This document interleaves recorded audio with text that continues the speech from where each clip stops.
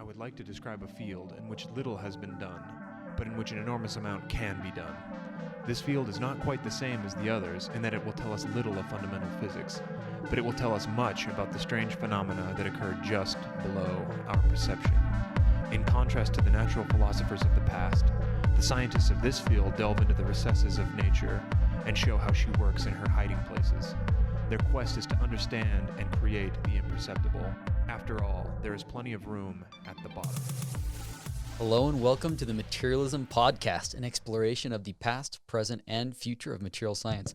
As usual, I am your host, Dr. Taylor Sparks, Associate Professor of the University of Utah. I'm in the Material Science and Engineering Department, and today I'm joined by Ramsey Issa. Ramsey, how you doing? Pretty good. How's it going, Taylor? Oh, I'm good, man. What's new? Nothing much. It's getting kind of cold here in Utah. we're we're in mid-April. This is usually, there's this joke that there's first winter, there's first spring, and then it's spring or winter of deceit. We fooled you. Then second winter. Right about now, mid-April, we're in the third winter. Yeah, we got hit with some snow, which was actually really nice. Yeah, it's been great skiing. I am not complaining because normally April, it's they call it corn farming because when you ski on the snow, it's big beads of corn form. It is not powder anymore. It is wet slush blobs. It's kind of fun to ski, but this is the best skiing we've had all year. So yeah, very happy, even though it's a little bit chilly in the valley. Well, let me tell you what's been going on in my life. The last week, was it just a week ago, or actually the week before that, I chaired my first big meeting, and it was so cool, but so much work. So this was the Artificial Intelligence in Materials and Manufacturing Conference. It was in Pittsburgh. So much work goes into those, a couple years of work. You have to organize it. You have to figure out where it's going to be, the venue, the topics. You have to recruit speakers, invite keynotes. You have to make sure that you have there's so much that goes into it. So it was a super cool experience, but I'm having this relief that it's done now. Yeah, no, that sounds like a ton of work, but I'm sure it was an awesome experience. Yeah, very cool. Another thing, we want to shout out, Andrew's not here, obviously. He's sleeping somewhere, but I don't blame him. He's been busy. In fact, he's been doing amazing work. Just last night, he was awarded our department's Outstanding Master's Thesis Award, which is not surprising. If you've seen what he did, he just defended his master's thesis, so congratulations, Andrew. And at his defense, the committee was like, is this guy master's? Because this is a PhD's worth of work, and it is really amazing. 3 publications already with several more in the pipeline. The guy's amazing. Yeah, he's done some great work in genetic algorithms for materials informatics, which was fantastic. I've actually got to listen to one of his talks, and I was blown away. Yeah, you'd think he's a PhD for real. Yeah, he knows his stuff for sure. Well, today we are excited to tell you about a really cool subject. It's all about dental composites. Now, you might have thought to yourself, dental composites, this isn't even materials, this is biomedical engineering, or this is, dentistry. But no, just like everything in engineering, all these other disciplines, they're waiting for material scientists to come up with better materials before they can do the next big thing in their fields. And that's definitely been the case with dentistry as well. So let's just sort of take a trip in the Wayback Machine, go back in time for a minute and talk about the history of dental materials just briefly. Obviously humans have been around for a very long time. And as long as humans have been around, we've been breaking our teeth, either due to not caring for them. We sort of take for granted that we have fluoride and we have, we know how to floss and do these things. But way back in the day, they didn't have these same tools. And we can do preventative maintenance now. If there's a little crack that forms, we can get it patched up with the tools we'll talk about in today's episode. But back in the day, they didn't do that. And so extraction, just yanking that puppy out, that was really the best option because, man, I'm guessing every one of our callers, every one of our listeners has dealt with tooth pain before. Oh, yeah. It's a special kind of horrible. Yeah. You know what? I actually read a little bit about this, and you were saying they used to just extract teeth back in the day, but they also used to use beeswax to fill. Dude, I read about that. Yeah. 6,000 years ago in where was it? In Pakistan, right? Yeah. They packed some beeswax. So I don't know if that actually works or what. That's sugar on top of areas that need sugar. Yeah, pretty crazy. Yeah. Another one, the Etruscans, this is 200 AD. That's the first evidence we have of gold being used as a dental prosthetic, which makes sense, right? Gold crowns in movies and stuff, you've seen it, the big shiny gold teeth. Not like the grills we see nowadays, but back in the day, gold was kind of obviously very expensive. And so if somebody died on a battlefield or whatever, they were pulling teeth out to get that gold, right? Because it was pretty easy to work with. It had pretty nice properties and you could patch a tooth up with gold. But really, the world, for the most part, has been using amalgams for the majority of human civilization. Yeah. And there's still some areas. Oh, totally. It, yeah. I had some in my teeth, right? When I was a kid, I had amalgams. Same. I think I still actually have one, but I had an old amalgam one replaced with totally. a composite one. Yeah, I've done the same because they were like black and like they don't look good. Yeah. And obviously they're not safe. And so what exactly is an amalgam? So we're material scientists, and an amalgam is just another word for essentially, it's an alloy, right? Yep. These are alloys. They're primarily metal. So why on earth who had the idea of saying like, hey, your tooth looks broken and it hurts. Let me pour some metal in there, right? Yeah. But it comes actually way back. So you go to the year 700 AD. This is kind of the first where it got sophisticated. Maybe it was being done in 200 AD by the Etruscans, but we don't know much about it. But we do know that around the year 700, the Chinese got really serious about it. In the Tang Dynasty, they started taking mixtures of tin and silver and other mixtures and repairing teeth. And from there, it got actually quite popular. And no surprise, the Chinese invented like everything, from paper to the compass, and now apparently amalgams. But that was used for almost 1,000 years, right? That was like the best practice, was to pour different things in.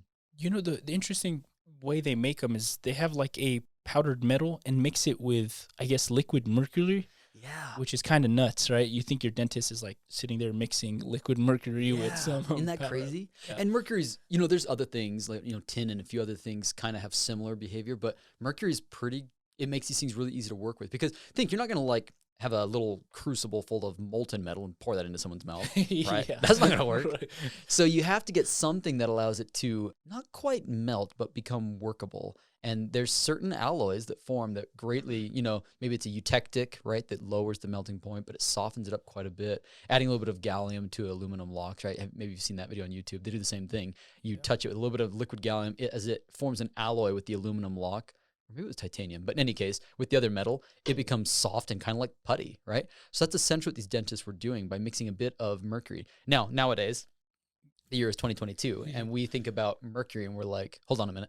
And, they just didn't know that back then. And so they were using this for a long time, and it was sort of, it had consequences, but it was sort of better than doing nothing, was what they had back then. Yeah.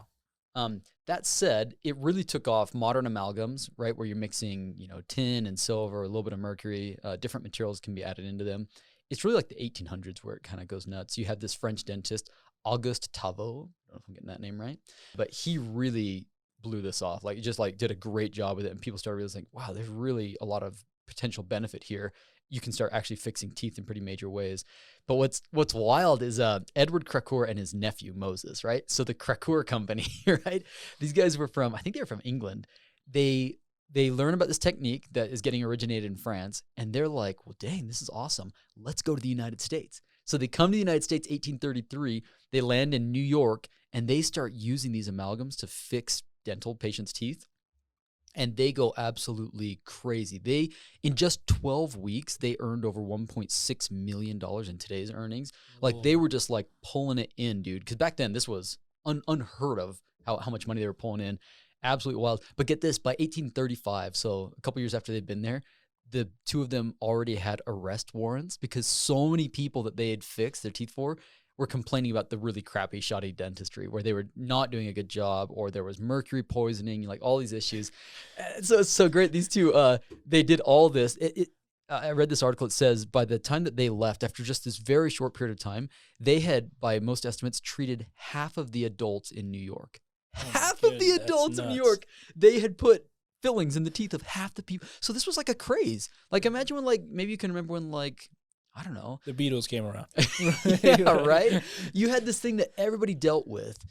Everyone had dealt with this problem, and all of a sudden you've got this wild new technique that seems like it's awesome, only to be a bit of a sham, right? Yeah. So, do they go to jail? They don't. They flee the country. Back to England. They go back to England, so they get away with it. So anyways, the history of amalgams itself is crazy. It is so crazy. But that said, we've gotten better at them over the years, and up until not that long ago, we were still using these, and in developing parts of the world, they still use them. Yeah. Although we're really trying to get them away from nursing mothers, from little kids, because some of these things have mercury or little bits of lead in them.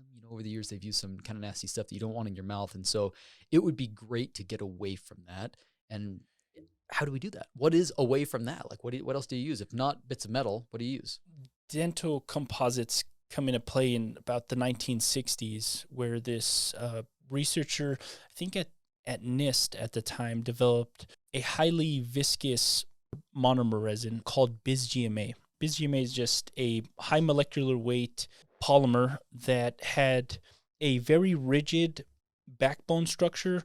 I think it has like 2 phenyl rings or 2 benzene rings. Think of like the tough or the really strong polymers from your Intro to MSc book, like Kevlar or nylon. They have some things in common. They'll either have like amide groups, that's like a nitrogen bonded to a hydrogen. They might have oxygens along the backbone. They usually have like that benzene ring along part of the backbone. BizGMA is no different. It's got the aromatic rings, right? That's the benzene ring along the backbone. They've got, what else do they have? It's got hydrogen bonding off the sides, right? Yeah, it has hydroxyl groups that incorporate hydrogen bonding when it's all mixed together.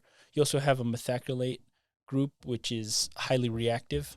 Yeah, methacrylate. Let's talk about that for just 1 minute. If you haven't taken OChem, let me just briefly describe it. Normally think of like ethanol. Ethanol is like, these different alcohols have like the long carbon chain, but at the end, they've got the OH group, so it has an alcohol group. Well, these methacrylate groups, what they have at the end, it's not just an OH group. It's a carbon with a double bond to an oxygen, just like, so the oxygen is like hanging off on the side with 2 bonds going out to it. Then you've got a carbon bonded to typically another oxygen, and that's bonded to a methyl group. So what's so great about this is that those double bonds can be broken, right? If you have like a free radical, or you have something to kickstart a polymerization, it can attack that double bond, and all of a sudden this molecule can attach to another molecule and cross-link and attach to others, and you get polymerization. Yeah. So moving away from these amalgam materials, because again, your mouth is an extreme environment, right? You have a lot of mechanical wear and tear. You have a lot of chemical wear and tear. So you need a material that's going to withstand all these kind of changes in environment, right? You also have temperature changes when you're drinking something hot, you go to something cold.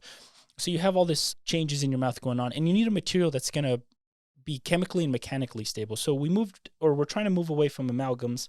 So we get to these dental composite resins, which incorporate a polymer matrix that has a filling material inside of it. Yes, because it can't just be plastic. Plastics are going to be way too soft. Even these strong ones, they're not going to hold up when they're grinding against the hard ceramic, which is your teeth. Absolutely. So they add bits of stuff like your teeth, bits of ceramics in there. Yes, ceramics, minerals, mainly silica-based fillers, which are kind of SiO2 type of glass, very fine particles. And they've tried to vary them from sizes, try to make them into fibers, rods, hollow spheres to try to see what the mechanical performance is. And the idea of adding these silicon-based fillers into your resin matrix is to strengthen the mechanical properties, right? Uh-huh. So what goes into a dental composite resin? So you have your resin matrix, you have a filling material. So the matrix is the stuff that when it does get polymerized, this is the stuff that actually links up to one another. Yeah. Okay. And you got a filler, SiO2. What else? And then you also have pigments for coloration, because makes sense. We talked about how amalgam is just you open your mouth and it's just like you look like a sailor. Yeah, right? White teeth look nicer than not white. Sure. Yeah. And then you also have inhibitors and initiators. And inhibitors. So tell me about those. Inhibitor is to inhibit any side reactions that occur during polymerization. Right. You don't want any formation of any material or any chemical in there that is not going to contribute to the overall strength of your composite material. So you want to inhibit any side reactions. And then an initiator. These also help give it stability on the shelf too, right? Inhibitors help prevent the reaction from polymerizing while you're waiting to use this material, right? Because in the real world, right, you don't like mix up your batch immediately then use it. You buy this stuff and it sits on your shelf for 6 months. Yeah, that's also why they kind of keep them in those dark containers. Yeah, because these reactions, so we've said that you can polymerize these things. Most of the time, that's a UV cure, right? You shine either UV or some colored light. In this case, blue is actually a pretty common one, blue light. But that kicks off the reaction. So if you've got light sort of bouncing around in your room, that's going to be a problem. So yeah, keeping these in a dark, cool space helps prevent them from starting too early, which would ruin the composite. Yeah, and actually the lab that I work in, we avoid blue light completely. So you go in there and it's all red. So yeah, we should have mentioned this. If you're wondering to yourself, why the crap does Ramsey know so much about dental composites? Well, I can tell you why he does. He's doing his PhD sponsored by Ultradent Products, which is an amazing company here in Salt Lake. They produce a huge amount of the world's dental products actually, and some of the best. I know about them because that was the first place that hired my dad when he was a non-traditional student, never graduated high school, and he goes back when he's 40 and gets a degree. And he was not like an amazing student. And so who decides to take a chance on him? None other than Ultradent Products, so they've always had a soft spot in my heart. And now that they're sponsoring Ramsey's PhD, it's very, very cool to get this expertise on the inside. Yeah, they've been amazing. A lot of the work they do is really cool as well. They don't just specialize in composite materials. They have UV lights. They do a lot everything. of a ton of cool stuff. Really, really just overall great company. It's been a pleasure working there. So they are not an official sponsor of this episode, but they are a sponsor of Ramsey's PhD, and we do think they're an amazing company, so check them out. I'll say this. I had never used when I was a kid, obviously we used their stuff because I think my dad worked there, and he probably brought home stuff, or we tried stuff out. But nowadays, I buy their toothpaste because it friggin' rocks. So at least from the stuff that I can say about it, it's been a really great company. Sweet. So shout out to Ultradent. So back to the topic at hand. Ramsey, you were saying that there's all these different things inside of it. That Ultradent doesn't even allow blue light in the room. What else do you have to say about it? So we got to initiator, like you said, is to initiate a photopolymerization reaction. So once UV light is shined on this composite material, the initiator reacts and creates a photopolymerization radical that goes. Yeah, it's a chain reaction, right? Yeah. You bring in the light, it breaks a double bond somewhere. Now that double bond is broken, you've got a free radical. That can attack another double bond. That creates another radical. You've seen this. It's like putting Legos together at that point. They just start snapping together. Yeah. So there's lots of different fillers. You've mentioned that silica. When I was reading this review article, which we'll post in the show notes, it talked about there's just been a ton of them. There's been big ones and small ones. There's been like tough ceramics and non-ones. There's like been rough ones. One of the problems if you go to these kind of really big irregular shaped ceramics as fillers is like as the softer plastic, right, the monomer, the polymer sort of wears away, you can end up with a big gouging sort of piece of ceramic that will actually mess up the other teeth that you're biting against. So that can be problematic. So it is better to keep these things a little bit smaller, but a smaller also doesn't have the same properties as some of the larger composites. So in some ways, there's an optimum, a mixture between the big and the small that is going to give you the best performance. Yeah, so a lot of the problem that they have when they create nanoparticles is that you have a high surface energy of these small nanoparticles, so they want to get together. Yeah, they're chemically more reactive. Yeah. We know that surface area comes with a surface energy, and that's a penalty. Yeah, and you want these fillers to disperse throughout the matrix. You don't want them just concentrated in certain sites. So when you have, high surface energy nanomaterials, they're just going to kind of get together because of the high surface energy. So, but you don't want that. You want a dispersed filler to give you that kind of mechanical strength throughout the resin. Yeah. Another opportunity, I guess, is that, silica is great in terms of its properties. It does what it does, but it doesn't remineralize particularly well. It's not necessarily antimicrobial, but you could add fillers that work in those two areas. If you add bits of apatite or some of these other fillers, they can actually help remineralize. So if a crack forms, it can sort of form again, sort of that same mineral to help bridge and close that crack and restore strength, and more importantly, prevent bacteria from getting in there and eating stuff up. You can have straight up antimicrobial stuff, right? And this is sort of on the frontier of what's happening with these composites. What if you design these things so that they just don't allow bacteria to propagate and dissolve your tooth? That's kind of what that's like the next step in dental composite materials, where they've actually have worked on calcium phosphate ions, right? They try to incorporate that. Yeah, which is what your teeth are already made of. Yeah, which is going to end up bonding to your tooth a lot better than some dental resin. But yeah, so that's a good point. With these dental composites, the primary mode of failure when they go wrong, and they're pretty good, but they do break after a while. They're not like lifelong typically. Is they debond, right? Yeah, they debond from the tooth, and so these interfaces and engineering these interfaces to have the best bond possible becomes the name of the game, right? This becomes really important.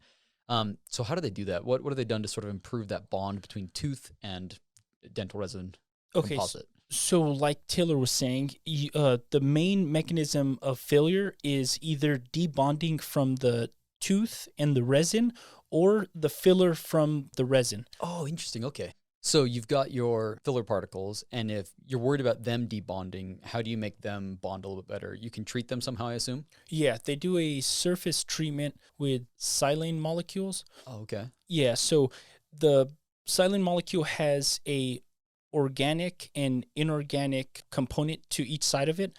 The organic component is going to bond with the resin matrix, and the inorganic component is going to bond with the filler. Oh, this is just like our friends, the lipids from our previous episode when we talked about, you got something that's water loving versus water hating. And so it can sort of form these emulsions. So similar concept here. You have this bifunctional molecule that bridges the gap. Yeah, it's basically like a way to attach or strongly attach the filler to the resin, right? Okay. By creating strong bonds. So it acts as like an intermediate between the filler and the composite resin. So let's summarize. We've got the monomer. Think of this as like the epoxy, right? The glue that's going to hold it together once it gets bonded, polymerized. You've got the initiator that helps that process. Inhibitors that sort of slow that down, right? You've got fillers, and then we can surface treat the fillers. And then obviously there's pigments, right, to try and get the right color. Is that more or less all the stuff inside this dental resin composite? Yeah. So how do they figure out, what is that, like 7 or 8 things we just said? And each one of those can have many categories because there's not just like one type of, there's bis GMA, which we mentioned is this one that has like the benzene rings and the methacrylate groups, but there's a gazillion variations on that. Molecules that look very similar to bis GMA, but aren't it. There's a gazillion different inhibitors. There's all sorts of different filler materials. How do they pick the right mixture? My research is focused on using materials informatics to try to find the optimum combination of about 90 or so different many different variables. Materials. Yeah. If you tried to do like a design of experiment, it would just be impossible. So what you've been doing is actually training, right? Off of training data to figure out, could we use a machine learning data science approach to help us pick the right mixture of these things? And so far it's been good. Pretty rad. Yeah. We can't disclose too much. But it's been good. Yeah. So let me say, bis GMA is clearly the material that has been the workhorse for this field, but there's a big move away from it. How come? It has BPA in it. Our old friend BPA. You've probably heard about this, right? We hear about water bottles with it or Tupperware, and people microwave, and that molecule comes out, and apparently it wreaks havoc on your body. I don't know exactly what it does, but yeah, it's a forever molecule, right? Where it just kind of stays in the body forever. So there's some concerns about the health impact. And bis GMA, obviously, then if this is in your teeth, you don't want it coming out because then you start consuming it. Yeah, you definitely don't want any type of leaching of any material that can just stay in the body. Like the reason we're getting away from amalgam, right? The mercury leaching into the body. So if you look at these emerging polymers in this review article, they point out a bunch of them. When I look at them, I'm like, oh, of course they're going to use these because these all look very similar to bis GMA. They're just slight differences. They typically have aromatic structures, meaning a benzene ring along the backbone. They usually have amide groups to add some strength. They've got things for hydrogen bonding, and almost all of them have the methacrylate groups on the ends, which can cross-link nicely. So not surprising there. Now, something I learned about this when I was reading about it is that it's not just that one molecule that is used, even though that's the workforce for combining things. Its viscosity is way too high. It's too rigid of a polymer because it's high molecular weight.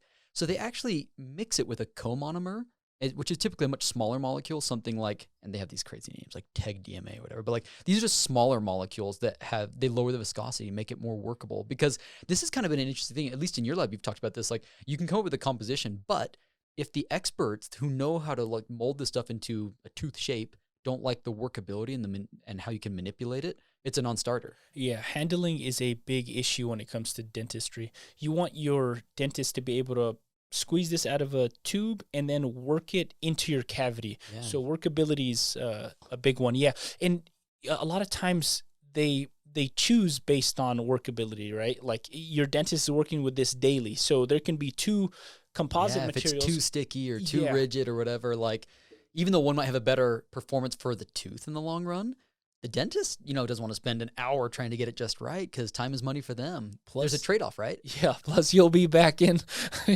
sooner than later anyway. Yeah, geez. Yeah. So very interesting. There's actually a lot of cool stuff that we could touch about, a little bit of the bioactivity stuff. Yeah. So what I've been reading a bit about is they've been incorporating nanoparticles like silver, copper, titanium oxide into these fillers, which when they ionize in the presence of water actually show antimicrobial activity, which I thought was I've heard of that stuff for so long. Like whenever people talk about because I teach material science, so I give students design projects all the time, and I can't tell you how many times I've seen students say, oh, we're just going to make silver socks, and then you don't have bacteria growing in your socks and they don't stink, and then it's just like that. And like you can even see products where they sell this stuff, but how effective is it? How cost effective is it? And maybe we need to do a separate episode on this on biocides, materials, but Okay, sounds like that's a possibility, including something intentionally to kill microbes. What else? Let's see. So we talked a little bit about the calcium phosphates. So ideally what they're trying to do now is get to the point where they could mimic your actual tooth, because there's nothing better than that. We've evolved for a very long time, and that's been the output, so it must be working. Yeah, I think here's some, let's give you guys some values. So in terms of enamel, the strength is 40 to 90 gigapascals, and for dentin, it's 11 to 20 gigapascals. So dentin being the inside part of the teeth, right? Dentin being the sort inside. of the core at the center of your tooth. Exactly. The enamel's the hard part on the outside. Yep. That's elastic modulus of enamel and dentin. So 40 to 90 and 11 to 20. So in comparison to a dental composite resin, a packable is about 4 to 20 gigapascals. Oh, geez. Yeah. We're way softer. Yeah, you can't. Which is why these things don't last forever. They wear. Exactly. But it's sort of a good thing, right? Because you don't want something stronger on the other end of... Then you damage the other tooth. Exactly. This way you can just replace the composite, which I've had to do before. I've had a filling that, even though it was a dental resin composite, they've gone back and said, let's touch that thing up. Oh, yeah. Yeah, I just got one not too long ago too, and I was just having full on conversation with him about the dental composite. I can tell you all about this. Yeah. He's like, just keep your mouth shut, or keep your mouth open rather. He's like wrestling with my tongue, trying to get around. Yeah, it was a disaster. But we haven't talked about one important problem that does occur when they polymerize these dental composite resins, which is shrinkage. Oh, yeah. Shrinkage, so you can think about it like this. If you have this long chain monomer, that is in your mouth, and then when you hit it with light and it starts polymerizing, these monomers... There can be a volume change. Exactly. You have a volume change. They shrink up and they get super tight. They pack together and they crystallize a little bit, or they form a 3D network. It's most common that it shrinks a little bit. Yes. So think what that would do. Now you've got a material that is in a cavity within your teeth, right? There's a little cave that's been drilled out. You've got that in there. And as it shrinks, that's adding a stress at the interface. And the interface is already where you're most likely to have failures. And so shrinkage will greatly reduce the lifetime of this material if it has that stress built in because it shrunk. So a perfect resin composite would be one that doesn't shrink at all. Absolutely. You also have debonding when the shrinkage occurs between the filler. Yeah. Well, the tooth wall. Oh yeah, that's what I was thinking. Yeah.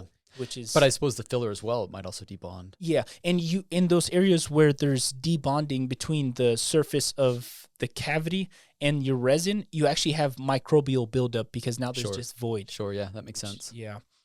So how do you avoid that? What techniques are there to sort of tune that?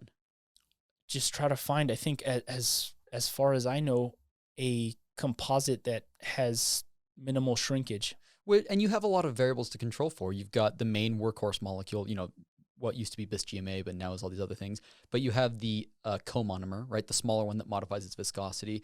Some combination of these things can give you optimal properties. So this is an interesting material selection problem because it's not, you're not just optimizing for one thing like strength. You have to optimize for workability, for strength, for color, something we haven't talked about is cure time and cure depth. Oh, right? Yeah, that's a big one. So you want a dentist that's using this, they don't want to sit there for 30 minutes with a UV light shining in your mouth. That could damage your mouth. It's too much time for them. They want to, and maybe if you've been to the dentist and had this done, you know that it's very quick. It's like a 10, 20 seconds sort of thing.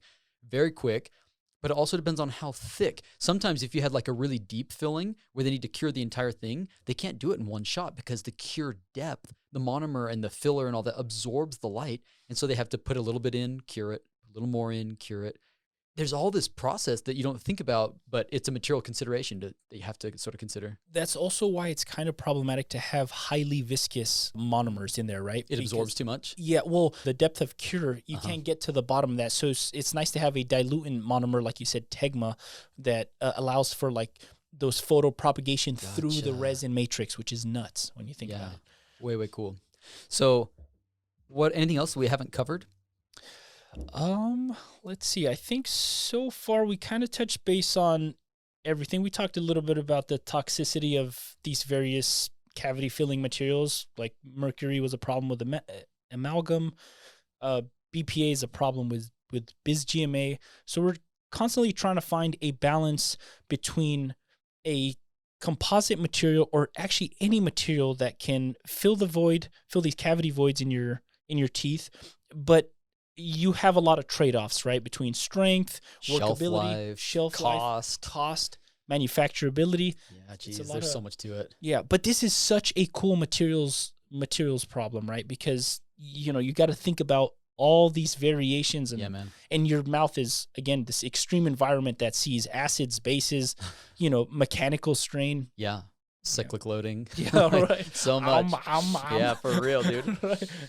Well, we hope you enjoyed this episode. It was fun to learn about it. It's something that we think we know because I'm guessing every one of our listeners has had a cavity filled. And so we've been aware of it, but then you don't think about the material science going on there and how advanced it is. And at the same time, how much more can be done, right? Absolutely. It's sort of cool to think, like, what if we pull off these materials that become completely antimicrobial or, crack bridging? Like, what will the composites of 10 years from now look like? How different will they be? It's pretty exciting to imagine. Maybe. Yeah, who knows, right? Who knows what they'll be doing? Yeah.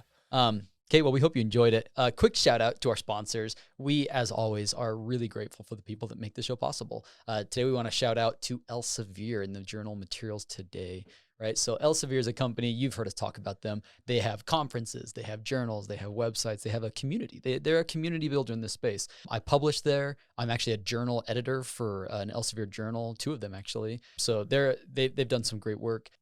One of the main articles that we did use today, the review of dental composite resins, actually is up on Elsevier. So we'll put that in the show notes. You guys check it out. It's actually a really great review. Yeah, well done. So special thanks to them. We also, as always, want to point out the music that we use in this show. Special thanks to Kolobyte and Alphabot. Check them out. You can find them on all sorts of places, YouTube and Spotify and elsewhere. So check them out. And as always, we'd love to hear from you.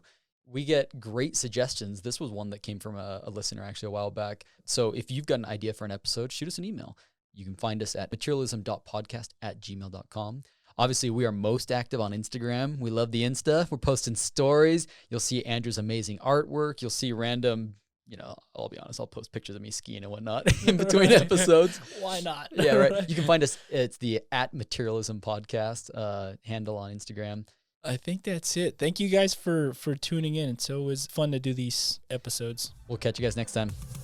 The inventors of fire, electricity, magnetism, iron, lead, glass, silk, cotton, the makers of tools, the captors of lightning, the architect, the engineer, the musician, are all beneficiaries of the materials of this world and are bound only by their imaginations in manipulating those materials.